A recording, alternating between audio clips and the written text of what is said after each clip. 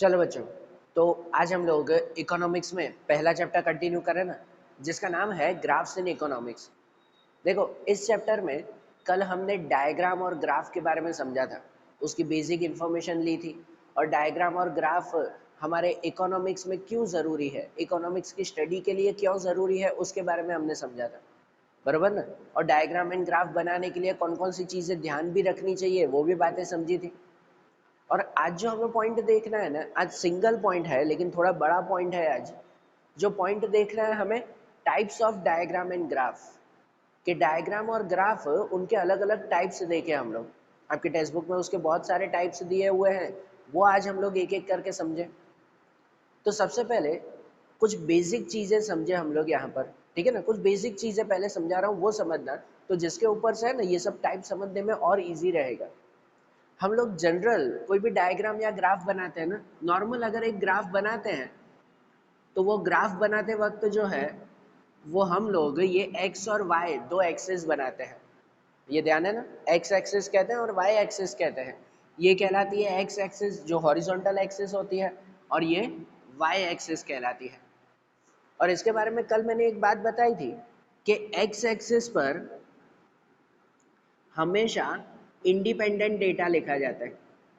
यहाँ पर हमेशा कौन सा डेटा लिखा जाता है, इंडिपेंडेंट डेटा। और वाई एक्सिस अगर हो तो वाई एक्सिस पर हमेशा डिपेंडेंट डेटा लिखा जाता है। यहाँ पर हमेशा कौन सा डेटा लिखा जाएगा, डिपेंडेंट डेटा, वाई एक्सिस पर। यहाँ पर कि जैसे कल भी बताया था कि अगर हमें पॉवर्टी, अनएम्प्लॉयमेंट, लिटरेसी, इसके बारे में अगर ग्राफ बनाना हो, सपोज अलग अलग साल की पॉवर्टी कितनी है, तो जो भी साल लिखे जाते हैं, मतलब ईयर्स लिखे जाते हैं, वो इंडिपेंडेंट डेटा होता है। ईयर्स यहाँ पर लिखे जाते हैं और उन ईयर्स में क्या काउंट कर रहे हैं, तो उन ईयर्स में काउंट कर रहे हैं हम लोग पॉवर्टी। पॉवर्टी काउंट कर रहे हैं तो उस पॉवर्टी के मेजर्स यहाँ पर लिखे जाते हैं, बरोबर ना। तो ईयर्स वो डिपेंडेंट डेटा, इंडिपेंडेंट डेटा कहलाया, और जो पॉवर्टी है वो क्या कहलाया, डिपेंडेंट, कि उस साल की पॉवर्टी देख रहे हैं तो वो उसके ऊपर डिपेंडेंट डेटा कहलाया। ये नाम हम लोगों ने कल देखा था ना। अब इसे ही थोड़ा और अगर हम लोग कहते हैं इकोनॉमिक्स वे में रीड करें ना, तो जो इंडिपेंडेंट डेटा है या जो ग्राफ है, ग्राफ में ये एक्स एक्सिस वो ग्राफ का बेस कहलाता है। इसे अब हम लोग क्या कहेंगे, बेस कहेंगे। कि एक्स एक्सिस है, उसे अब नाम हम लोग बेस देंगे। ध्यान देना, मैं जब ये समझाऊंगा भी ये सब ग्राफ, तो उसमें भी अब ये बेस कहा जाएगा, एक्स एक्सिस। और वाई एक्सिस पर जो भी चीज़ें लिखी जाती है ना, जो डिपेंडेंट डेटा लिखा जाता है, उन डिपेंडेंट डेटा को अब हम लोग कहेंगे वेरिएबल। वो क्या कहेंगे हम लोग, वेरिएबल्स कहेंगे। वाई एक्सिस पे हो उसे हम लोग अब क्या नाम देंगे, वेरिएबल्स नाम देंगे, ठीक है। तो अब ये पहले मेन कॉन्सेप्ट ध्यान रखना, क्योंकि जब मैं समझाऊंगा तो आपको सीधा ही कहूंगा कि देखो बेस पर ये लिखा जाता है। अब बेस मतलब तो माइंड में आना चाहिए, बेस मतलब एक्स एक्सिस इंडिपेंडेंट डेटा, कि उस पर ये लिखा जाता है। और वेरिएबल्स, वेरिएबल्स मतलब ये वाई एक्सिस पे लिखा जाता है, डिपेंडेंट डेटा। समझ आ रहा है ना। कोई भी ग्राफ या डायग्राम बनाओ तो उनके लिए ये बेसिक चीज़ें हैं जो इकोनॉमिक्स वे में हम लोग ऐसे रीड करते हैं उसे। अब हम लोग उनके टाइप के बारे में समझे, तो इन टाइप्स में सबसे पहला टाइप आता है, वो आता है टाइम बेस्ड लाइन डायग्राम। नाम से ही पता चलता है, टाइम बेस्ड लाइन डायग्राम, या उसे कर्व डायग्राम भी कहते हैं या कर्व ग्राफ भी कहते हैं।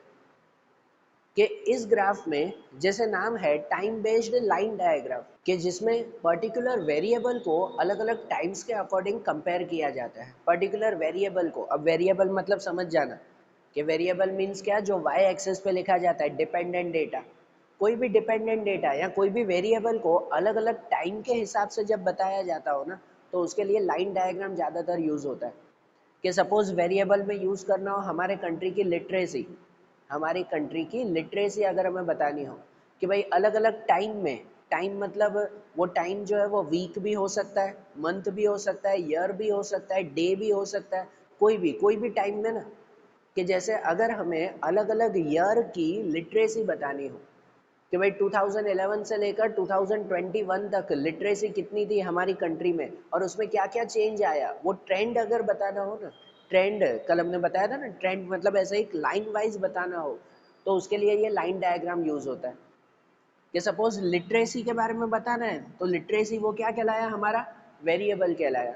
और लिटरेसी अलग अलग ईयर की बतानी है तो वो ईयर्स वो हमारे क्या कहलाए, बेस कहलाए, बराबर। कि सपोज 2011 से लेकर 2021 तक यहाँ पर अलग अलग लिख सकते हैं ना, 2021 तक लिख सकते हैं, और उसमें हमें लिटरेसी बतानी हो कि सपोज कि 2011 में जो है वो लिटरेसी वो कितनी थी, सपोज 60% लिटरेसी थी, ठीक है। यहाँ पर वो लिखते हैं ना 5 का गैप या 10 का गैप करके लिखते हैं ना वैसा, कि हमारी कंट्री की लिटरेसी चलो 2011 में 60% थी, फिर 2012 में 62% हुई, या 13 में 64% हुई, या 14 में जो है वो 66% हुई, और इन पॉइंट्स को एक लाइन वाइज ड्रॉ कर देते हैं, तो ये हमारा क्या बनता है, लाइन डायग्राम बनता है, बरोबर ना। ये लाइन डायग्राम कहलाए, ऐसे 14 नहीं, जहां तक हमें टाइम खींचना हो वैसे, कि अगर सपोज कोई शेयर्स हो,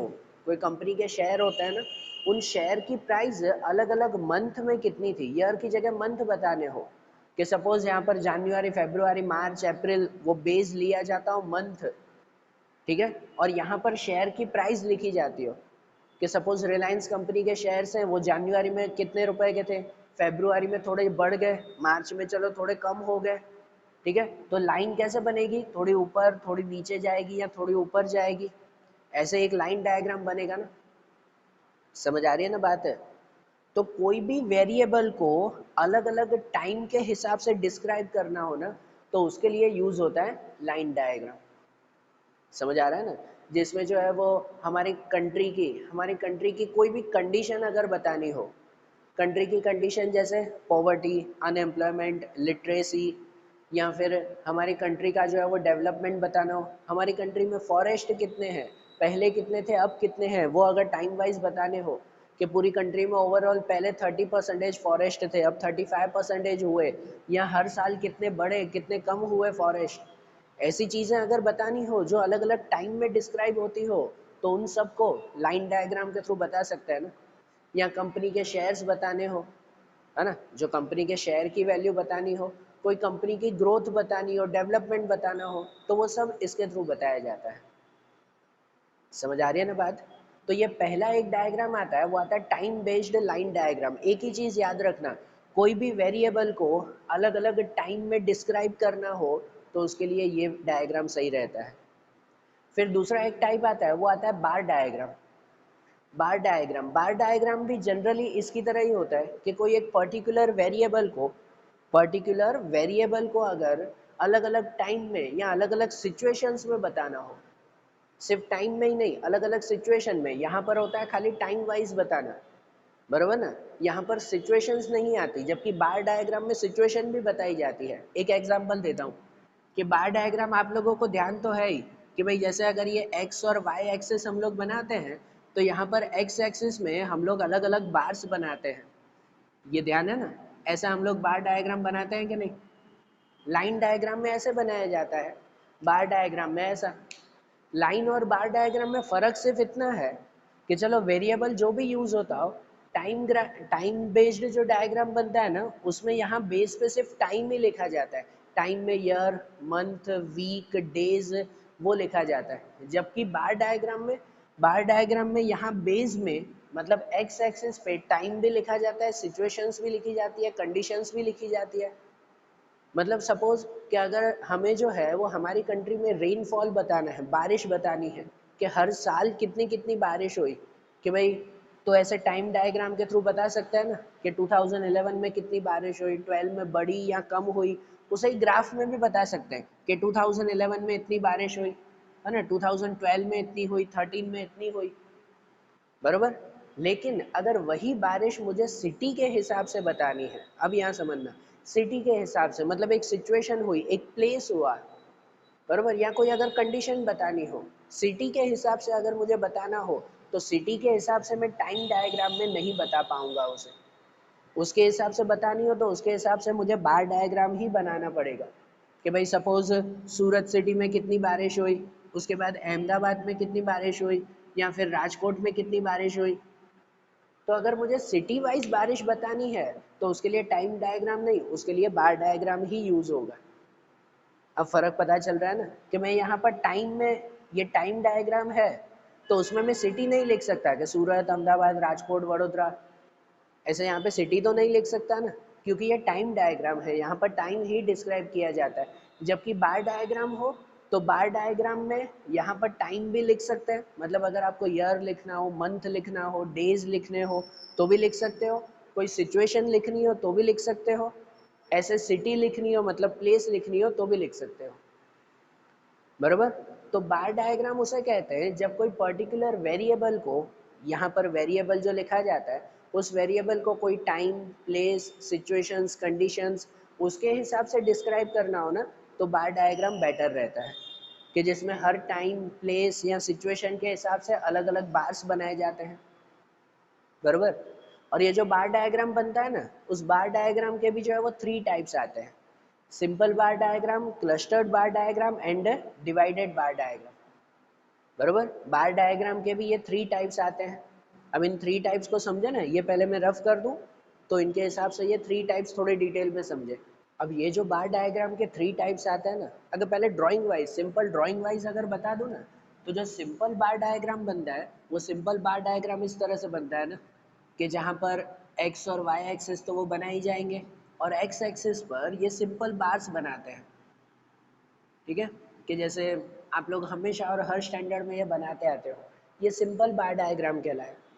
उसके बाद जो क्लस्टर बार डायग्राम बनता है, तो वो क्लस्टर बार डायग्राम इस तरह से बनता है कि जिसके अंदर एक्स एक्सिस पर जो बार्स बनाए जाते हैं ना, तो 2 या 3 बार्स साथ में बनाए जाते हो, कि सपोज अगर 2-2 बार हम लोग साथ में बनाते हैं तो ये कहलाता है क्लस्टर बार डायग्राम। 2 बार बनाने हो या 3-3 बार्स अगर साथ में बनाने हो तो वो क्या कहलाता है, क्लस्टर्ड कहलाता है। क्लस्टर्ड मतलब झुंड में एक साथ, ठीक है, वो क्लस्टर्ड बार डायग्राम कहलाता है। और एक बनता है डिवाइडेड बार डायग्राम। डिवाइडेड बार डायग्राम वो कहलाता है जिसके अंदर जो हम एक्स एक्सेस पे बार्स बनाते हैं तो एक ही बार को अलग अलग पार्ट्स में डिवाइड करते हो, जो पूरा बार बनता है उस बार को अगर हम लोग अलग अलग पार्ट्स में डिवाइड कर देते हो तो वो कहलाता है डिवाइडेड बार डायग्राम, ठीक है ना। एक ही बार को अगर अलग अलग पार्ट्स में डिवाइड करते हो तो वो क्या कहलाया, डिवाइडेड बार डायग्राम कहलाया। समझ आ रही है ना बात है। तो ये बार डायग्राम के 3 टाइप्स कहलाते हैं। और कब कब ऐसा डायग्राम बनाया जाता है उसके बारे में अगर हम लोग थोड़ा समझें, तो जैसे मैंने आपको ये पहले बेस और वेरिएबल तो बताया ना, ये तो माइंड में है ना। तो कहते हैं कि सिंपल बार डायग्राम तब बनाया जाता है, ये भले नोट कर लेना आप लोग, कि सिंपल बार डायग्राम तब बनाया जाता है जब single base and single variable हो। सिंगल बेस और सिंगल वेरिएबल जब यूज होता हो ना, तो तब सिंपल बार डायग्राम बनाते हैं। मतलब यहाँ बेस मतलब एक्स एक्सिस, अब समझ गए ना, बार बार नहीं बताऊंगा। बेस मतलब ये एक्स एक्सिस, कि जहाँ एक्स एक्सिस पे भी कोई सिंगल ही बेस मतलब कोई सिंगल ही चीज़ यूज होती हो। जैसे अगर खाली सिटी लिखनी है तो यहाँ पर खाली सिटी लिखना हो, बराबर। कि अगर जो है वो यहाँ पर ईयर्स लिखने हैं तो सिर्फ यहाँ पर ईयर्स लिखना हो, एक सिंगल बेस और सिंगल वेरिएबल यूज होता हो, तो उसके लिए सिंपल बार डायग्राम यूज होता है। कि जैसे अगर मैं एग्जांपल दूं कि हमें जो फैमिलीज़ हैं उन फैमिलीज़ की जो है कितना खर्चा करते हैं, उनके एक्सपेंसेस कितने हैं, उन एक्सपेंसेस के बारे में हमें डायग्राम बनाना है। कि सपोज अलग अलग सिटी में रहने वाली जो फैमिलीज़ हैं उन फैमिलीज़ के एक्सपेंसेस का डायग्राम हमें बनाना है, बराबर। तो यहाँ पर बेस, वो बेस क्या हुआ, बेस हुआ सिटी, अलग अलग सिटी में रहने वाली जो फैमिलीज़ हैं वो। और जो वेरिएबल है वो वेरिएबल क्या हुआ, तो वेरिएबल हुआ उनके फैमिली एक्सपेंसेस, कि हर महीने के एक्सपेंसेस कितने हैं वो। कि जैसे मैं यहाँ पर लिखूँ कि भाई सूरत, अहमदाबाद, राजकोट ये सिटी है और उस सिटी में हर एक फैमिली के कितने एक्सपेंसेस हैं। कि सपोज जो सूरत में रहता है ना, उन फैमिली के एवरेज मंथली एक्सपेंस जो है वो 25,000 है, कि हर एक फैमिली महीने में 25,000 खर्च करती है अप्रोक्सीमेट। कि सपोज जो अहमदाबाद में रहते हैं ना, वो जो है वो 30,000 एक्सपेंस करते हैं, जो राजकोट में रहते हैं ना वो 29,000 एक्सपेंस करते हैं मंथली। तो यहाँ पर सिंगल बेस हुआ कि भाई यहाँ पर सिटी बताई गई है और उस सिटी में जो है वो वेरिएबल बताया गया एक्सपेंसेस, कि भाई यहाँ पर ये अलग अलग एक्सपेंसेस हैं उनके। समझ आया ना? तो जब single base and single variable हो तो सिंपल बार डायग्राम यूज करते हैं। और दूसरा आता है जो क्लस्टर बार डायग्राम, वो तब यूज करते हैं जब मोर देन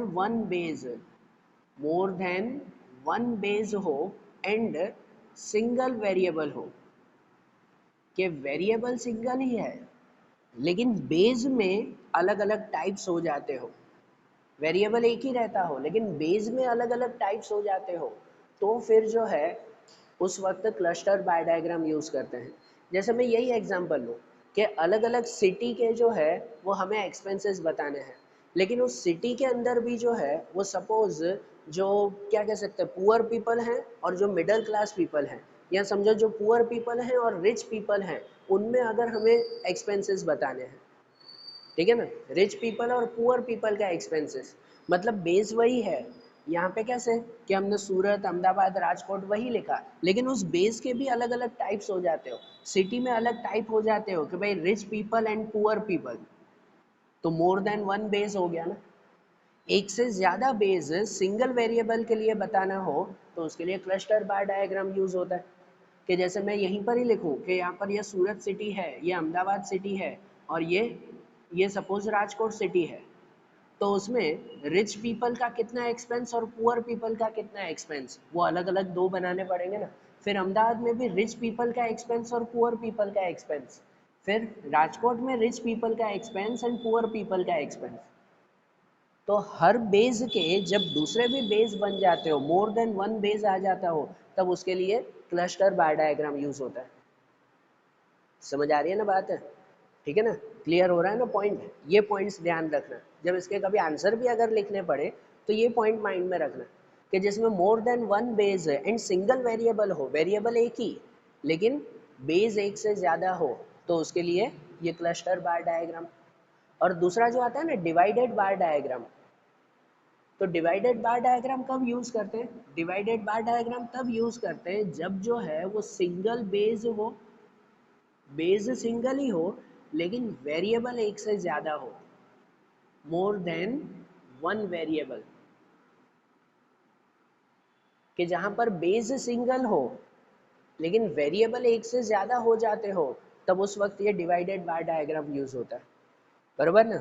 बेस में एक ही रखे कि चलो बेस में जो है वो सिर्फ सिटी रखते हैं, लेकिन वेरिएबल जो एक्सपेंसेस हैं उस एक्सपेंसेस के अलग अलग टाइप्स हो जाते हो, कि जिन एक्सपेंस में जो है वो फैमिली फूड पे कितना एक्सपेंस करती है, फिर जो है वो क्लोथिंग पे कितना एक्सपेंस करती है, एजुकेशन पे कितना एक्सपेंस करती है, एंटरटेनमेंट पे कितना एक्सपेंस करते हैं। तो एक ही एक्सपेंस के अलग अलग टाइप्स हो गए ना, वेरिएबल एक से ज़्यादा हो गए ना, बेस एक ही है वेरिएबल एक से ज़्यादा हो गए, तब उस वक्त डिवाइडेड बार डायग्राम यूज़ होता है। कि जैसे बेस वही रखे कि सपोज़ ये सूरत सिटी है, ये अहमदाबाद सिटी या राजकोट सिटी, जो भी जितने भी बार्स आपको बनाने हैं, अब उस सिटी में जो है सूरत सिटी में जो फैमिली एक्सपेंस करती है, जैसे मैंने बताया कि भाई सपोज़ वो 25,000 का एक्सपेंस करती है, लेकिन उन 25,000 में 10,000 जो है वो फूड के ऊपर जाता है, 5,000 जो है वो किस पे जाता है, तो वो क्लोथिंग के ऊपर जाता है, कि दूसरे 5,000 जो है वो जाएगा सपोज से किसके ऊपर, तो एजुकेशन के ऊपर, और जो दूसरे 5,000 हैं वो सपोज जाएगा एंटरटेनमेंट के ऊपर, या जो भी हो ना, मैं तो ऐसे ही 5-5 हज़ार बता रहा हूँ, जो भी हो। एक ही एक्सपेंस के अलग अलग डिवाइड हो जाते हो, वेरिएबल के अलग अलग टाइप्स बन जाते हो, तब उसके लिए डिवाइडेड बाय डायग्राम यूज़ होता है।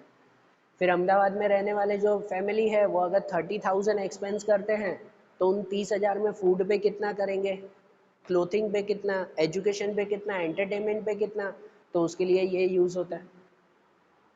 समझ आ रहा है ना? तो बार डायग्राम बनाते हैं हम लोग, तो वो जो 3 टाइप्स में बनाते हैं उसके लिए ये तीनों कंडीशन याद रखना। समझ आई?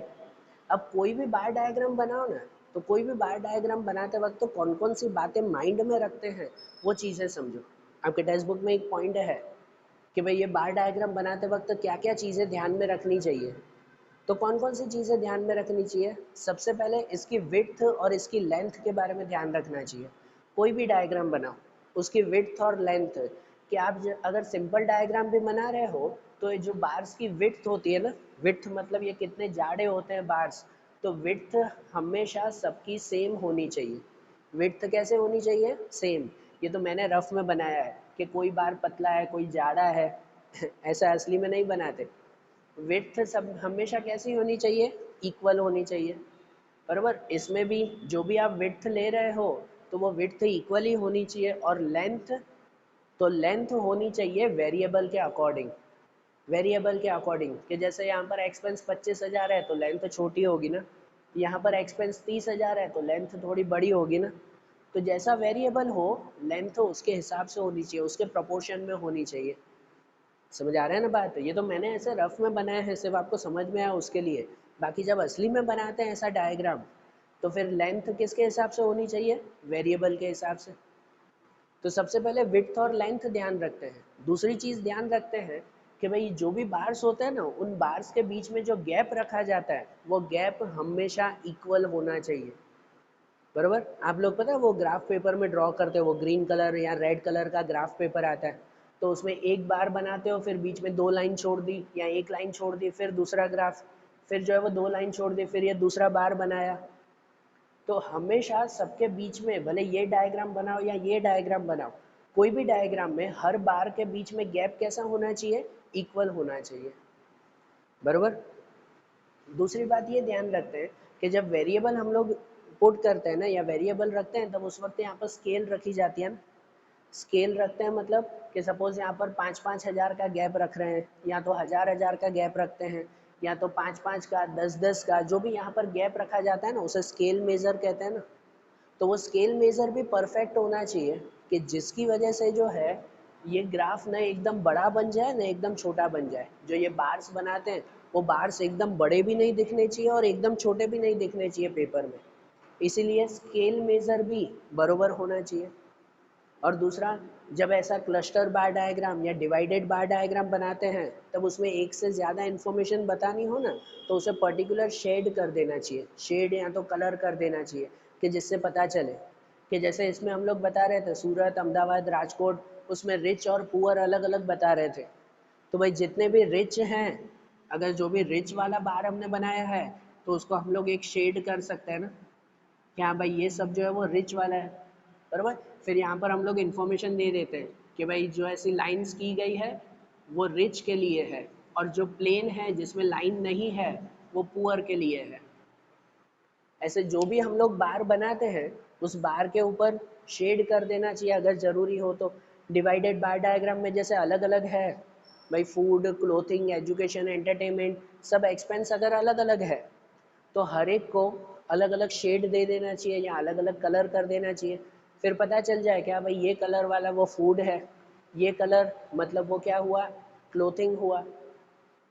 समझ आ रही है ना बात? तो बार डायग्राम बनाते वक्त ये सब चीज़ें माइंड में रखनी चाहिए कि जिससे जो डायग्राम बने ना या जो ग्राफ बने ना वो एकदम नीट एंड क्लियर बने, एकदम अच्छी तरह से तैयार हो कि जो देखने वाला हो, जो समझने वाला हो, उसे वो इन्फॉर्मेशन देखकर अच्छी तरह से समझ में आ जाए। समझ आई बात ना? आपको भी समझ में आया ना? तो ये जैसे बार डायग्राम के बारे में समझा ना, अब दूसरा हम लोग समझे पाई डायग्राम के बारे में। अब इसे रफ कर दूं तो पाई डायग्राम के बारे में मैं आपको बताता हूँ। अब अगर हम लोग पाई डायग्राम के बारे में समझे ना, तो पाई डायग्राम तब बनाते हैं कि जब जो है वो कोई बेस में एक सिंगल यूनिट दिया हुआ हो, सिंगल यूनिट का बेस हो और वेरिएबल एक से ज़्यादा दिए गए हो, single unit base and more than one variable, तब उस वक्त पाई डायग्राम ज़्यादा सूटेबल रहता है। अब सिंगल यूनिट बेस का मतलब क्या? जैसे मैंने आपको ये वो बार डायग्राम में बताया ना कि अगर बेस में हम लोग यहाँ पर सिटी लिखते हैं कि भाई सूरत, अहमदाबाद, राजकोट, ये सिटी हम लोग लिख रहे हैं और यहाँ पर एक्सपेंसेस लिखे जाते हैं कि उस सिटी में एक्सपेंस, लेकिन बेस में जब सिंगल यूनिट हो, single unit base, single unit मतलब कि खाली एक ही सिटी का बताना हो, एक से ज़्यादा सिटी ना हो, बराबर ना। एक ही सिटी, खाली सूरत सिटी में रहने वाले लोगों के एक्सपेंसेस बताने हैं, तो उसके लिए पाई डायग्राम ज़्यादा यूज़फुल रहता है कि भाई एक ही अगर सिटी है तो उसके लिए खाली एक बार थोड़ी बनाएंगे, उसके लिए बार डायग्राम नहीं रहता। एक ही सिटी है तो उसके लिए पाई डायग्राम रहता है। और पाई डायग्राम कैसे बनाते हैं? तो वो बनाते हैं सर्कल में। पाई डायग्राम सर्कल में बनाया जाता है। कि जब ऐसा एक सिंगल यूनिट बेस है, मतलब ये पूरा सर्कल, वो सपोज सूरत सिटी के बारे में हुआ कि सूरत सिटी में रहने वाली फैमिलीज हैं, उनके बारे में ये सर्कल हुआ, मतलब इस सर्कल को हम लोग यूनिवर्सल सेट कहते हैं। क्या भाई, कंप्लीट ये सर्कल तैयार हुआ। अब उसके अंदर मोर देन वन वेरिएबल हो, एक से ज़्यादा वेरिएबल हो, कि ये पूरा एक्सपेंस है, लेकिन उस एक्सपेंस के अगर हमें पार्ट करने हो, कि जैसे उस एक्सपेंस में जो है, पहले बताया था ना कि फूड के ऊपर कितने एक्सपेंस होंगे, इसके बाद क्लोथिंग के कितने एक्सपेंस, एजुकेशन के कितने एक्सपेंस, एंटरटेनमेंट के कितने एक्सपेंस। तो ये पूरा एक्सपेंस का सर्कल है, सूरत सिटी में रहने वाली फैमिलीज का एक्सपेंस। लेकिन उनमें कौन कौन सा एक्सपेंस, वो मोर देन वन वेरिएबल, उसके पार्टीशन करने हो तो ये पाई डायग्राम। अब उसमें पार्टीशन कैसे करते हैं कि भाई जो भी एक्सपेंसेस हो ना, जो भी एक्सपेंस हो ना, उसे सबसे पहले डिग्री में कन्वर्ट करते हैं। ये पूरा सर्कल, पूरा का पूरा सर्कल वो 360 डिग्री कहलाता है। पूरा सर्कल मतलब 360 डिग्री कहलाए। तो यहाँ पर हमें जितने भी पार्ट करने हो ना, इन सब को हमें डिग्री में कन्वर्ट करना होता है। कि जैसे सपोज एक एग्जांपल दें कि अगर ये फूड है, तो सपोज कोई फैमिली है जो फूड पे 10,000 एक्सपेंस करती है, क्लोथिंग पे, तो क्लोथिंग पे चलो 5,000 एक्सपेंस करती है, एजुकेशन पे, तो एजुकेशन पे चलो 3,000 का एक्सपेंस होता है, और एंटरटेनमेंट पे चलो 2,000 का एक्सपेंस होता है। तो इनका टोटल एक्सपेंस हो गया 20,000 का, बराबर ना, टोटल भाई 20,000 का एक्सपेंस है ये टोटल। लेकिन भाई फूड पे 10,000 का एक्सपेंस करते हैं, तो यहाँ पर 10,000 नहीं, उस 10,000 रुपीज़ हैं, उसे डिग्री में कन्वर्ट करना होता है। और उसे डिग्री में कैसे कन्वर्ट करते हैं, तो डिग्री में कन्वर्ट करते हैं कि जो वैल्यू दी गई है वो, ये वैल्यू 10,000 बराबर, डिवाइड बाय जो टोटल वैल्यू है वो, कि टोटल वैल्यू 20,000, और मल्टीप्लाई बाय 360। समझ आ रही है बात, कि भाई ये 10,000 जो इसकी वैल्यू है, डिवाइड बाय ये जो टोटल वैल्यू है वो, और मल्टीप्लाई बाय जितने डिग्री हैं, बरोबर ना। तो इसका मतलब अगर इसको हम लोग कट करें तो वो कुछ मिल जाता है 180 डिग्री। कितना होता है 180 डिग्री, कि भाई 20,000 में से आधा 10,000 तो फूड के एक्सपेंस है, तो वो 180 डिग्री है। तो कैसे, यहाँ सर्कल में जो प्रोटेक्टर आते हैं आपके, जो या तो हाफ सर्कल कहते हो, कोई डी कहते हो, तो उसके थ्रू यहाँ बिल्कुल बीच में रखकर 180 डिग्री बनाएंगे। तो ये 180 डिग्री, ये ऊपर का वो पूरा कौन सा पार्ट कहलाया, फूड का पार्ट कहलाया। फिर ऐसे भी डिग्री में कन्वर्ट कर सकते हैं कि भाई ये उसमें ऐसे लिखते हैं, ये 5,000 अपॉन में ये टोटल 20,000 मल्टीप्लाई 360, बराबर। जो इसको कट करो तो इसको कट करो तो कुछ 90 डिग्री बनेगा। कितना बनेगा 90 डिग्री बनेगा, मतलब 90 डिग्री वो क्लोथिंग के लिए। तो यहाँ पर रखकर हम लोग 90 डिग्री का एंगल बना सकते हैं कि ये 90 डिग्री किसके लिए, तो क्लोथिंग के लिए ये पार्ट, बरोबर ना। ऐसे इसको भी जो है वो एजुकेशन को भी हम लोग डिग्री में कन्वर्ट कर सकते हैं। तो इसको डिग्री में कन्वर्ट करो तो उसका एक पार्ट बन जाएगा, जितना भी डिग्री हो उसका एक पार्ट बनेगा, तो उसे एजुकेशन कहेंगे, और बाकी का बचा हुआ वो एंटरटेनमेंट कहेंगे, बरोबर। तो ये जो तैयार होता है ना, उसे हम लोग क्या कहते हैं, पाई डायग्राम कहते हैं। तो पाई डायग्राम के लिए सिंपल सी यही बात याद रखो कि जब सिंगल यूनिट बेस हो, एक ही यूनिट बताना हो, और मोर देन वन वेरिएबल हो, वेरिएबल एक से ज़्यादा हो, फूड, क्लोथिंग, एजुकेशन, एंटरटेनमेंट, या इसके अलावा और कुछ भी जो भी टॉपिक के ऊपर हो, वेरिएबल एक से ज़्यादा हो, तो ये पाई डायग्राम यूज़ होता है। अब इसमें अगर एक से ज़्यादा बेस लेना हो ना, मतलब सूरत के साथ अहमदाबाद सिटी भी बनानी है, तो फिर एक के साथ दूसरा सर्कल पास में बनाना होता है, बरोबर ना। अगर पाई डायग्राम ही बनाना है, सूरत के साथ अहमदाबाद सिटी भी बतानी है, तो ये सूरत सिटी का सर्कल हुआ, उसके साथ फिर दूसरा अहमदाबाद सिटी का सर्कल बनाएंगे, अगर ऐसा बताना हो तो, बरोबर। बाकी सिंगल यूनिट बेस के लिए पाई डायग्राम सही रहता है। और पाई डायग्राम बनाते वक्त कौन कौन सी चीज़ें ध्यान में रखनी चाहिए, तो जो मैंने आपको सब पॉइंट्स बताए ना, वो सब पॉइंट। पाई डायग्राम हमेशा सर्कल में होना चाहिए, सर्कल में ही बनता है। पाई डायग्राम में हर एक वैल्यू को पर्टिकुलर डिग्री में कन्वर्ट करने के बाद उसे डिस्क्राइब करना चाहिए। मतलब ये रुपीज़ में ही सीधा डिस्क्राइब मत करना, डिग्री में कन्वर्ट करने के बाद डिस्क्राइब करना चाहिए। और पाई डायग्राम में जो भी अलग अलग वेरिएबल्स होते हैं, उन्हें पर्टिकुलर कलर या तो शेड कर देना चाहिए, कि जैसे फूड, क्लोथिंग, एजुकेशन, एंटरटेनमेंट, तो इन चारों को अलग अलग कलर कर देना चाहिए, या तो अलग अलग शेड कर देना चाहिए कि जिससे ये चारों वेरिएबल अलग से दिखाई दे या अलग से पता चले हमें। समझ आ रही है ना बात? तो ये भी सिंपल सा हुआ ना पाई डायग्राम। और पाई डायग्राम के बाद दूसरा एक आता है, वो आता है time series graph. Time series graph, तो ये टाइम सीरीज ग्राफ वो टाइम बेस्ड लाइन डायग्राम उसकी तरह ही कहलाता है। उसे डायग्राम कहो या ग्राफ कहो, ऑलमोस्ट मीनिंग सेम है। टाइम सीरीज ग्राफ तब यूज होता है कि जब इकोनॉमिक्स में कोई भी सिचुएशन पर्टिकुलर उस सिचुएशन में क्या चेंज आ रहा है वो बताना हो। अलग अलग टाइम के हिसाब से उस सिचुएशन में कितना चेंज आ रहा है, वो चेंज अगर बताना हो ना, तो ये टाइम सीरीज ग्राफ ज़्यादा सूटेबल रहता है।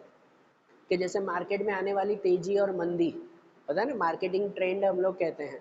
आप लोग 11th में पढ़ते थे ना, भाई कोई भी मार्केट में जो है वो पहले बूम आता है, मतलब पहले तेजी आती है, फिर जो है वो धीरे धीरे रिसेशन आता है, फिर डिप्रेशन आता है, फिर जो है वो तेजी आती है, फिर बूम आता है।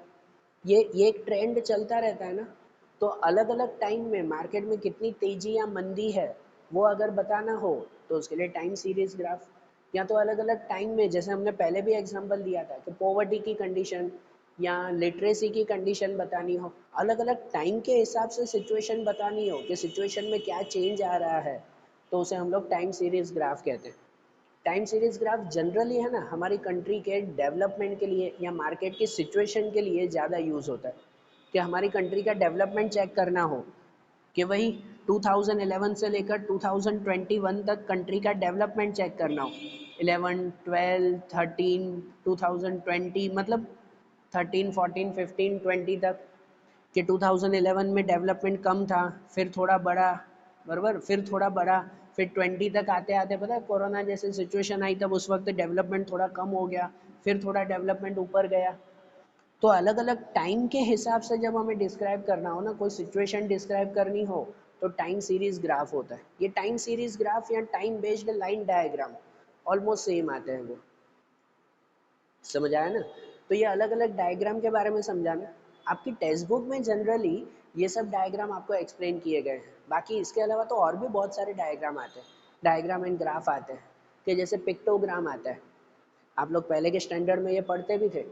पिक्टोग्राम आता है, पिक्टोग्राम मतलब पिक्चर वाइज एक्सप्लेन करना हो, कि कोई ग्राफ को पिक्चर के हिसाब से एक्सप्लेन करना हो, तो उसके लिए पिक्टोग्राम आता है। कि अगर सपोज अलग अलग सिचुएशन में जो है, यहाँ पर अगर मैं हमारे कंट्री का एग्रीकल्चर कितना है, वो एग्रीकल्चर बार बताने की जगह, जो बार हम लोग बनाते हैं यहाँ पर, उसकी जगह अगर मैं ट्री के हिसाब से ड्रॉ करूँ, बराबर ना, यहाँ पर बार ना बनाऊँ, उसकी जगह मैं यहाँ पर ट्री ड्रॉ कर दूँ, छोटा ट्री मतलब उस साल जो है वो एग्रीकल्चर कम हुआ, थोड़ा बड़ा ट्री बनाऊँ मतलब उस साल एग्रीकल्चर ज़्यादा हुआ, बता सकते हैं ना ऐसा। ऐसा पिक्टोग्राम कहलाता है। पिक्चर के हिसाब से जो है वो उसे डिस्क्राइब करना हो, ऐसा ग्राफ भी बनाते हैं ना, बराबर ना। फिर हिस्टोग्राम बनाते थे, पहले आपको आता था हिस्टोग्राम। हिस्टोग्राम वो कहलाता था कि जब हम बार्स बनाते हैं ना, तो अलग अलग बार्स सब एक दूसरे से कनेक्टेड हो।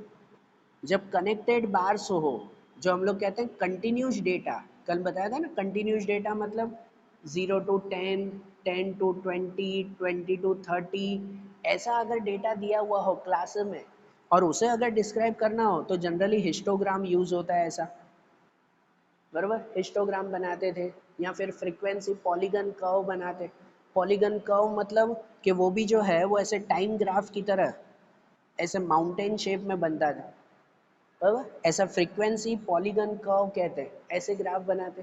तो ऐसे दूसरे भी बहुत सारे टाइप के ग्राफ बनते हैं, आपकी टेक्स्ट बुक में पर्टिकुलर ये ग्राफ एक्सप्लेन किए हुए हैं। तो ये सब ग्राफ कैसे बनाते हैं, हर एक में कौन कौन से डेटा यूज़ होते हैं, वो सब माइंड में रहा ना, और वो सब नोट भी करना। क्योंकि एग्ज़ाम में आपको ये ग्राफ के बारे में एक्सप्लेन करने के लिए कहे, तो आप ऐसे खुद अपना ये एग्जाम्पल बनाकर, खुद ये लिख कर कि भाई उसमें कौन सा बेस कौन सा वेरिएबल बनता है, खुद लिख कर खुद एग्जाम्पल बनाकर आप लोग लिख सकते हो। ज़रूरी नहीं है जो टेक्स्ट बुक में है वही एग्जाम्पल लिखना। ये ग्राफ है, आप लोग अपने हिसाब से समझा सकते हो ना उसे। समझ आई ना बात है? तो देखो, आज जैसे हमने ये टाइप समझे ना सब, अब इनके रिलेटेड क्विज डिस्क्रिप्शन में है, वो क्विज एक बार कंप्लीट करो तो और ज़्यादा क्लियर होगा आपके माइंड में। और ये सब जो मैंने नोट्स लिखवा है, हर एक के जो भी मैंने मीनिंग समझाए हैं, उनकी एक नोट बना लेना, तो याद करने में ईजी रहेंगे फिर। तो अब जो इसके आगे का टॉपिक है, नेक्स्ट टॉपिक है, वो अब हम लोग नेक्स्ट वीडियोज़ में देखेंगे। Okay, thank you.